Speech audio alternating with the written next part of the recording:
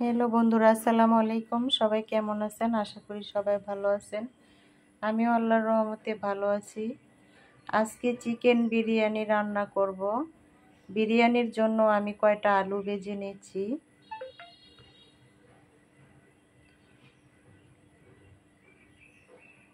আলুগুলো তেলের ভিতরে ভাজা ভাজা করে নিলাম।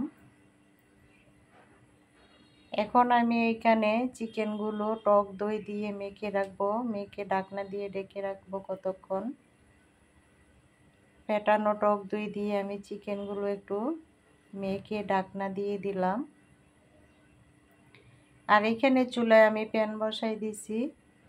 প্যানে পেঁয়াজ দিয়ে দিলাম। পেঁয়াজগুলো এখন আমি ভাজা ভাজা করে নিচ্ছি।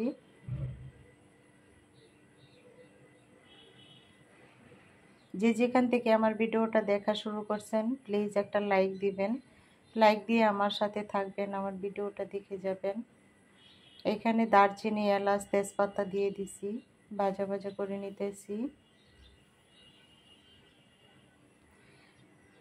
আমার লাইকের থেকে কমেন্টসের সংখ্যা বেশি হয়, ভিউজ হয় না ভিডিওতে। আমি এত আপুদের ভিডিও দেখি, আপুরা কেন আসো না আমার ভিডিও দেখতে? সবাই চলে আসবে আমার ভিডিও দেখার জন্য। তো আমি এখানে আদা রসুন দিয়ে দিলাম। আদা রসুন দিয়ে এগুলো এখন আমি একটু ভাজা ভাজা করে নিচ্ছি। আর এখানে আমার হোমমেড মশলা দিয়ে দিছি, তৈরি করা মশলা। এখানে জিরার গুঁড়া, ধনে গুঁড়া।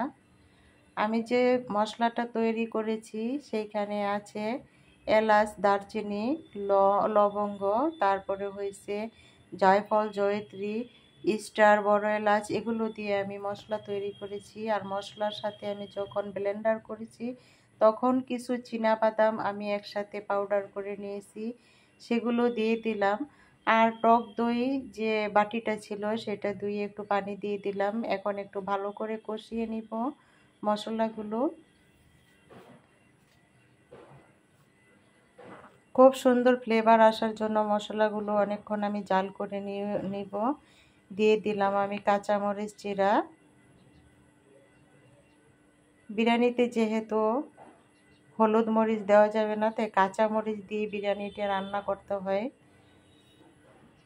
যাদের মন চায় তারা একটু লঙ্কার গুঁড়া বা লাল মরিচের গুঁড়া দিতে পারেন, সমস্যা নেই।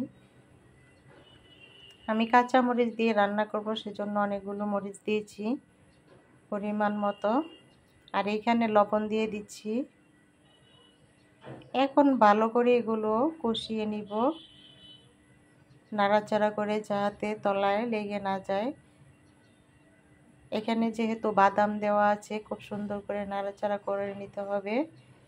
বাদামটা কিন্তু প্যানে লেগে যায়, সেজন্য নাড়তে হবে অনবরত।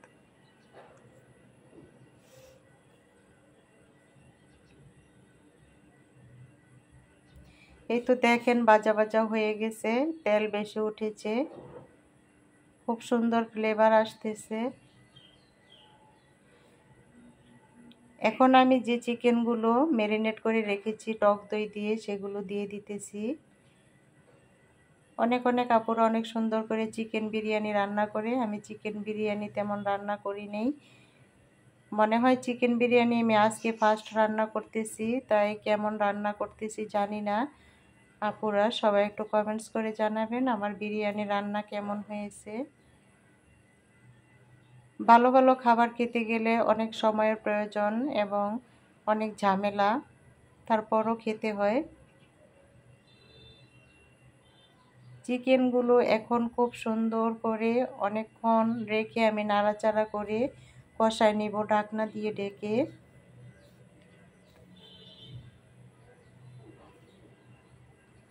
আবারও বলতেছি, যে যেখান থেকে আমার ভিডিওটা দেখতেছেন আপু ভাইয়ারা সবাই সুন্দর করে একটা লাইক দিবেন, যারা ভুলে গেছেন লাইক দিতে।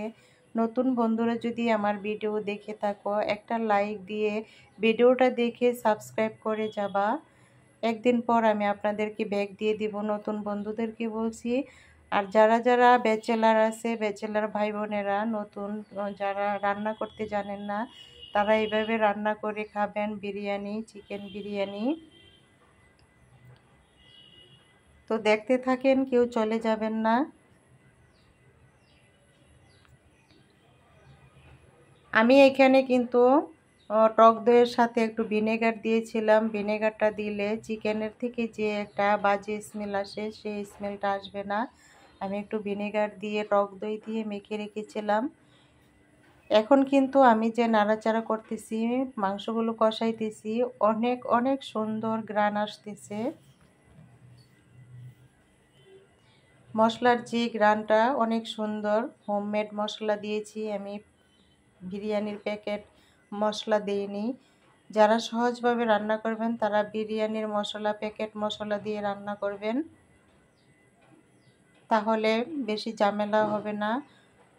আর যারা মশলা বানিয়ে নেবেন তারা কিন্তু সবগুলো মশলা একসাথে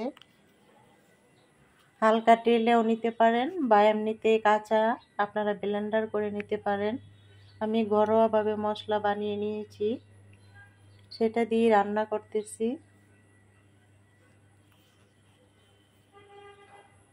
অনেকক্ষণ ধরে কিন্তু আমি চিকেনগুলো কষিয়ে নিলাম।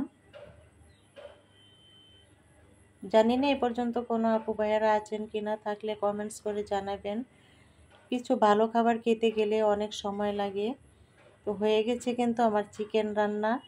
আর এখানে পোলাওয়ের চাল নিয়েছি আমি, এই পটে 4 পট পোলাওয়ের চাল। এখন আমি ধুয়ে নিব ভালো করে, জালিতে ঢেলে। পোলাওয়ের চাল চিকেন দিয়ে বিরিয়ানি রান্না করব, সেজন্য আমি চালটা ভালো করে ধুয়ে নিচ্ছি। এখানে আমি রাইস কুকার বসিয়েছি। রাইস কুকার পরিমাণ মতো আমি তেল দিয়ে দিচ্ছি। তেলের পরিমাণটা একটু কম দিব, যেহেতু চিকেনে অনেক পরিমাণ তেল আছে, সেজন্য তেলটা আমি একটু কম দিছি। আপনারা ভাববেন না যে আমি তেল কম দিছি, এমনিতে আমি সচরাচর তেল কম খাই। তাছাড়া এখানে আমার যতটুকু পরিমাণ ততটুকুই আমি তেল দিয়েছি। চিকেনে অনেক পরিমাণ তেল আছে। পেঁয়াজ, দারচিনি, এলাচ, তেজপাতা এগুলো একটু ভাজা ভাজা করে নিলাম। এখন আমি চাউলগুলো দিয়ে দিব, চাউলগুলো ভাজার জন্য। রাইস কুকারে যদি পোলাও বিরিয়ানি রান্না করি তাহলে খুব ঝটপট হয়ে যায়, খুব সুন্দর হয়, ঝরঝরে হয়। তো চাউলগুলো এখন দিয়ে আমি নাড়াচাড়া করে নিচ্ছি। আমি কিন্তু পোলাওর চাউলেও একটু আদা রসুন দিয়েছি। পরিমাণ মতো পানি দিয়ে দিলাম। পরিমাণটা হয়েছে, আমি 4 পট চাউল দিছি, 8 পট পানি লাগবে 4 পট চাউলের ভিতরে। তো আমার যেহেতু চিকেনে একটু ঝোল আছে, সেজন্য আমি 7 পট পানি দিয়েছি, 1 পট পানি কম দিয়েছি। চিকেনের ভিতরে অনেক মশলা, পানি আছে, ঝোল আছে, সেজন্য। তো লবণ দিয়ে দিলাম পোলাওর চালের ভিতরে।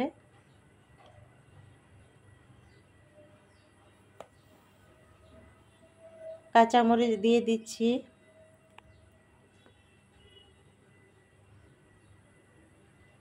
কে কে আছেন আপু ভাইয়ারা একটু কমেন্টস করবেন সুন্দর করে। আর কেউ টেনে টেনে ভিডিও দেখবেন না, সবাই একটু একটু করে ভালো করে দেখবেন আর অ্যাড সহ ভিডিও দেখবেন। যেহেতু চিকেনগুলো আমি দিয়ে দিচ্ছি, চিকেনের ভিতরে অনেক পরিমাণ তেল মশলা আছে। এখন এগুলো আমি ভালো করে নাড়াচাড়া করে মিশিয়ে নিব চাউলের সাথে চিকেনগুলো।